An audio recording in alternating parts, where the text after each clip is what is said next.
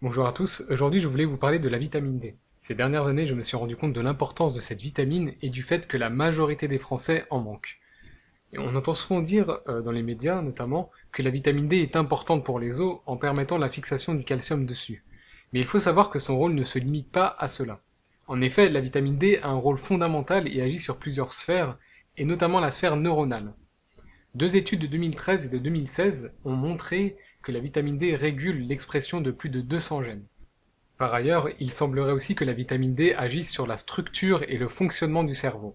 Ainsi, la carence en vitamine D chez la femme enceinte peut avoir un impact négatif sur le fœtus et à savoir un retard de croissance et un risque accru d'autisme. En outre, des études ont montré que la carence en vitamine D était associée à des troubles du spectre autistique. Dans les données de notre étude, les chercheurs ont observé que 57% des enfants présentant des troubles autistiques avaient une carence en vitamine D, tandis que 30% parmi les autres enfants de l'étude avaient même une insuffisance en vitamine D, ce qui est plus grave qu'une simple carence. Venons-en maintenant à l'étude objet de cette vidéo. L'étude dont je voulais vous parler dans cette vidéo a été publiée en 2016 et elle a été faite en vue d'estimer l'intérêt de supplémenter des enfants autistes en vitamine D. En fait, les scientifiques voulaient simplement savoir si le fait de donner de la vitamine D à des enfants autistes aurait un effet quelconque. Et le résultat de cette étude réalisée en Égypte a été relaté en janvier 2018 dans le journal de la psychologie de l'enfance et de la psychiatrie. Et ce qui différencie cette étude des autres, c'est qu'elle est très rigoureuse. En effet, c'est une étude avec placebo, avec répartition aléatoire des participants et avec double aveugle. Je ne vais pas aller dans le détail des termes, mais tout cela montre que l'étude a été vraiment stricte et a été faite dans les meilleures conditions. Alors de quoi s'agissait-il? L'étude a été faite sur un groupe initialement de 120 enfants, réduit à la fin de l'étude à 109 enfants. Il y avait 85 garçons et 24 filles, âgés de 3 à 10 ans, et ils étaient tous atteints de troubles du spectre autistique. Les deux groupes avaient plus ou moins les mêmes scores dans les examens jaugeant de la sévérité des troubles autistiques. Alors le premier groupe a été supplémenté en vitamine D pendant 4 mois, alors que l'autre groupe n'a pas eu de vitamine D, ils ont reçu un placebo. La dose était de 300 unités internationales, donc par kilo et par jour, sans toutefois dépasser les 5000 unités internationales par jour. Alors quels ont été les résultats de l'étude? Alors d'abord, l'étude a constaté que la supplémentation a été bien tolérée par les enfants atteints de ces troubles, donc il n'y avait aucun problème de ce côté-là. Les enfants ont été examinés par deux psychologues différents et par un psychiatre, et il en ressort une amélioration significative de la situation des enfants du groupe expérimental, donc celui ayant été supplémenté en vitamine D. En revanche, il y a eu un changement négligeable pour les enfants du groupe placebo.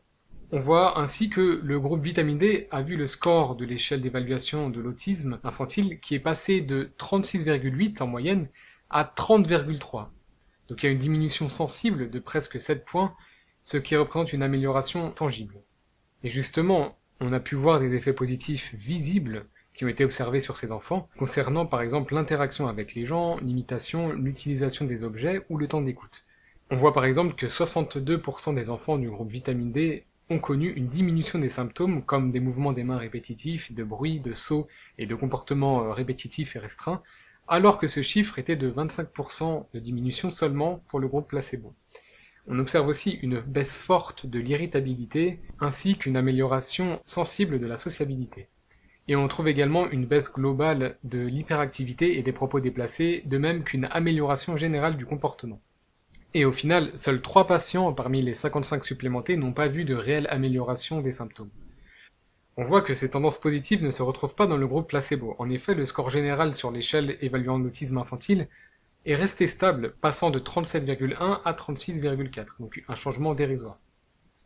Quoi qu'il en soit, les chercheurs ayant effectué cette étude avertissent tout de même qu'il faudrait une étude à plus large échelle pour valider l'efficacité de la supplémentation en vitamine D dans le cadre de l'autisme. Et il est intéressant de noter que cette étude n'a pas été financée par un laboratoire particulier, puisque les scientifiques ont effectué l'étude sur les fonds alloués pour la recherche. La conclusion de cette étude, c'est qu'une supplémentation en vitamine D paraît bénéfique pour les enfants atteints de troubles du spectre autistique. Je rajouterai à titre personnel qu'elle est importante pour le reste de la population. Et effectivement, j'ai parlé avec un ami il y a peu de temps, un ami interne en médecine, et il me disait que presque tous les Français manquaient de vitamine D. Et à titre personnel, je me supplémente quasiment tous les jours, notamment en hiver, en prenant plusieurs gouttes de Zimadé. En fait, Zimadé, c'est un médicament qui est souvent donné pour les nourrissons, et c'est de la vitamine D3, donc du cholécalciférol, qui est mieux assimilable, semble-t-il, que la vitamine D2, Et en fait, chaque goutte contient 333 unités internationales. Donc moi personnellement, j'utilise souvent ce produit parce qu'il n'est pas très cher et voilà, il est facile d'application parce que c'est quelques gouttes qu'on peut mettre dans un verre d'eau et qu'on boit facilement. Néanmoins, j'ai conscience que la supplémentation n'est pas la solution idéale puisque l'exposition au soleil est préférable. C'est le meilleur moyen pour sécréter de la vitamine D, sachant qu'on peut aussi trouver de la vitamine D dans l'alimentation, même si il semblerait que l'alimentation ne couvre à peu près que 20% des besoins. Dans cette perspective, il semblerait que certains aliments soient intéressants, comme les poissons gras, le foie de veau ou le foie de morue, ainsi que les œufs ou le lait entier. Toutefois, pour le foie de morue, je mets un petit bémol parce qu'il faut savoir que c'est un poisson qui est en voie de disparition. Donc il vaudrait mieux préférer les petits poissons gras, à savoir les sardines, les harengs ou les maquereaux. Dernier point, je vous conseille aussi de faire des analyses sanguines, si possible, afin d'estimer votre taux de vitamine D dans le sang. Donc n'hésitez pas à en parler à votre médecin qui pourra vous donner des prescriptions pour cela. Voilà, en tout cas j'espère que cette vidéo vous a plu. Si c'est le cas, n'hésitez pas à la liker et à la partager, et n'hésitez pas aussi à vous abonner à la chaîne. Je vous souhaite une bonne journée ou une bonne soirée, et à bientôt pour une prochaine émission.